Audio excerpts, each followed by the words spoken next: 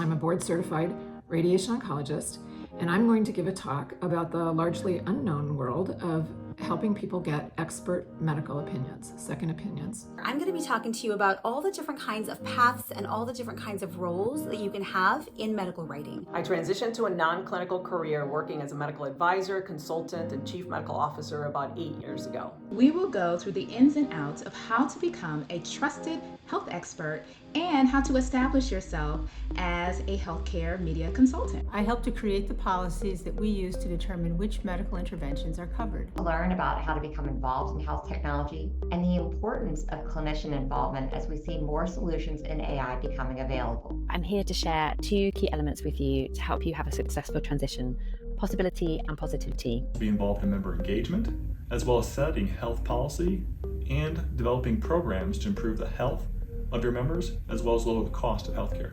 My lecture will be about making the transition into pharma. We're going to talk about what is your motivation to change from a clinical to a non-clinical career. We will also review the path to becoming board certified in informatics. I'll introduce you to careers for physicians at not-for-profit healthcare plans. It's not only the how-to and the step-by-step things like having a resume, for example, but it's also about the mindset to help you get to where you want to be in your career. We'll talk about some of the pitfalls, we'll talk about some of the challenges, we'll also talk about some of the benefits and how you can also monetize being a healthcare expert as well. In my talk, I'll discuss all the tips and tricks to create a winning resume that stands out from the crowd, leaving you equipped to apply for a non-clinical role with confidence. I'm going to discuss really the joys of academic medicine, how rewarding it is to train the next generation of physicians, and how you can truly move up continually in this career. I strongly encourage you to learn more about a career in life insurance medicine. I will share why this career can offer a rewarding experience that is well worth the risk. I'll show you how to establish yourself as a medical expert.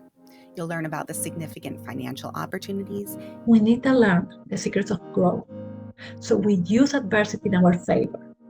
And after each of the challenges in front of us, we discover a way to become better and better and better versions of ourselves. Then I'll talk about the kinds of personal qualities, characteristics, lifestyle considerations that you might have that might mean you are especially well suited to a career in medical writing. What are some of the potential pitfalls you have to look out for, and what to consider when looking at different types of non-clinical careers? I look forward to talking to you about the opportunities available to you as a managed care physician. It helps me play an important role in the trajectory of patients' lives.